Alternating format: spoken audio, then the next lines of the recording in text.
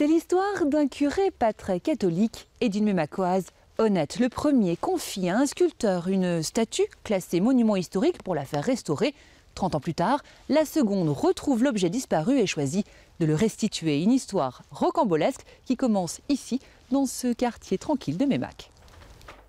C'est en rangeant l'atelier de son défunt mari, un sculpteur corrézien, que Danielle Mahut a fait une découverte à laquelle elle ne s'attendait pas. Cette sculpture, c'est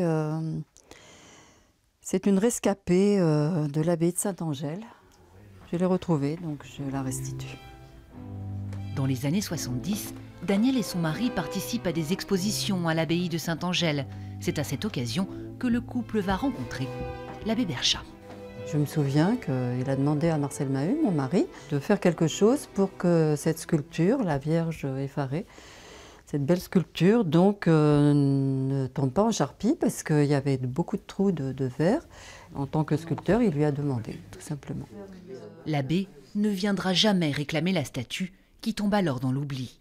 Alerté par Danielle, le maire de Meymac est venu authentifier l'objet. Une pièce du XVIIe siècle, classée monument historique, qui n'aurait jamais dû être confiée ainsi à des particuliers.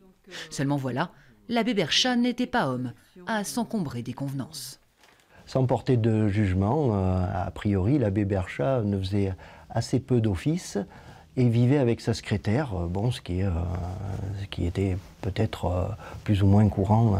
Voilà. Il souhaitait simplement restaurer cette pièce et pas en faire un commerce, mettons, avec d'éventuelles copies, quoi. Ce qu'on aurait pu penser aussi.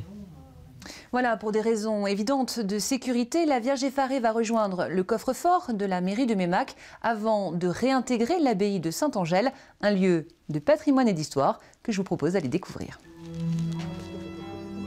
La légende prétend que l'abbaye fut édifiée au 8e siècle.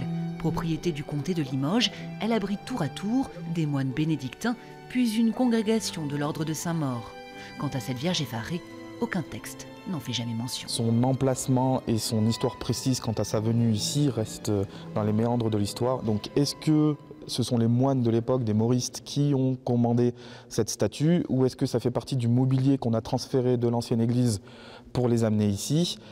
Effectivement, c'est pas possible d'en être sûr à 100%. Presque à Saint-Angèle, la nouvelle de cette restitution a suscité l'approbation et la gratitude parmi les 700 habitants. Je trouve ça très bien que le patrimoine revienne, surtout sur un site comme l'abbaye de Saint-Angèle qui est quand même très joli. Et voilà, c'est un monument qui fait partie de notre histoire, donc je trouve ça formidable. C'est vraiment un grand geste, très grand geste, parce qu'il y en a beaucoup qui le regardaient pour eux et pour essayer de le revendre. Je trouve que c'est très beau. Une restitution officielle de la Vierge effarée doit être organisée un peu avant Noël par la mairie de Saint-Angèle, qui reste en revanche sans nouvelles de 4 autres sculptures dérobées, elles, dans les années 2000. C'est la fin de cette édition. Merci de l'avoir suivi. Très belle soirée sur France 3.